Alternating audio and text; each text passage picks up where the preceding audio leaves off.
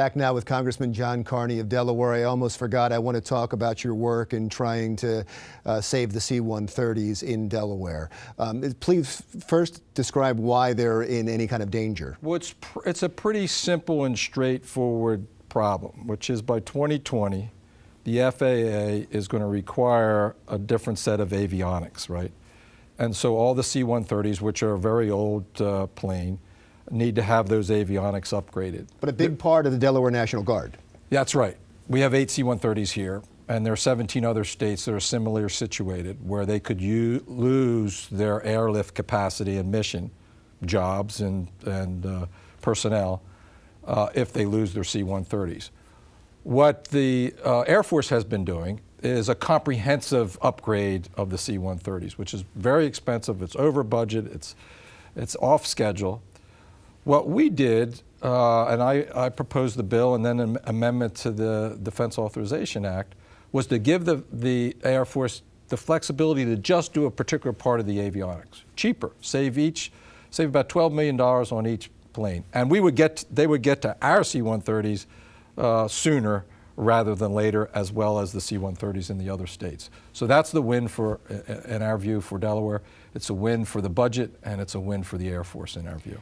Let's talk a little bit about the protests that are going on across the country. There was a protest here in Wilmington just last night about policing in African-American neighborhoods, an offshoot of what happened in Ferguson and Staten Island. Do you think there is a problem? And aside from what the White House is doing and what they've put together with Police Chief Ramsey running a committee, Police Chief Ramsey out of Philadelphia, is there a congressional response?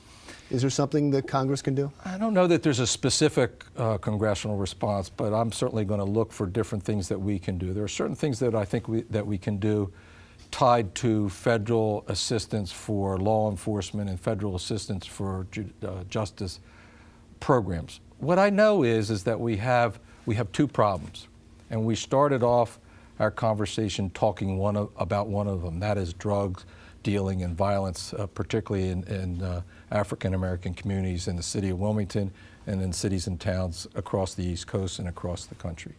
We also have a problem, and in some ways it doesn't matter too much what I think. It matters a lot about what the people in the communities think, and just a lack of trust between residents of these communities and the police who are charged with enforcing the law in those communities. But that has to be done at a local level, That has right? to be done at a local level. And it's not going to change overnight, but we got to start changing it, because you can't effectively police a jurisdiction unless the innocent people in those communities trust the police that are there to provide the safety. It's a very challenging and difficult issue. Should federal prosecutors be brought in to replace DAs on high-profile police cases?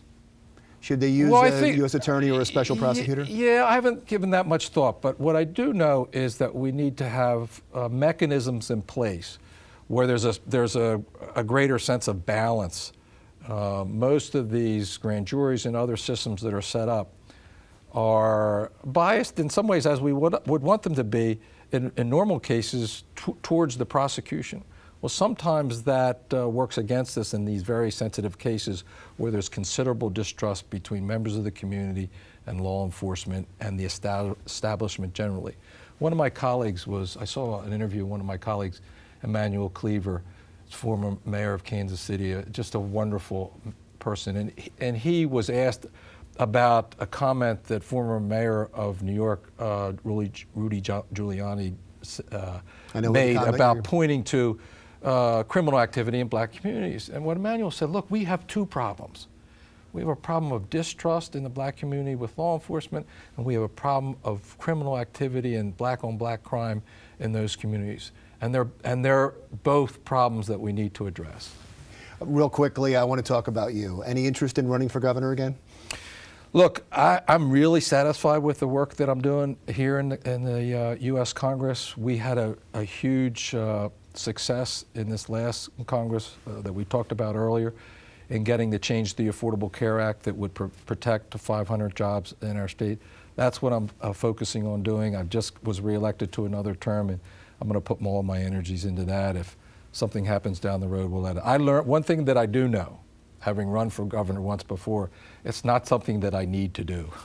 If Beau Biden does not run, would you be more interested? I'd be much more interested if Beau Biden decides not to run. Do you think, I'll leave it there then. I was going to ask a follow-up, but that's a great answer. Congressman John Carney, thank you so much. I really appreciate it. Thank you. We'll be back in one moment with a special guest from the Brandywine Zoo.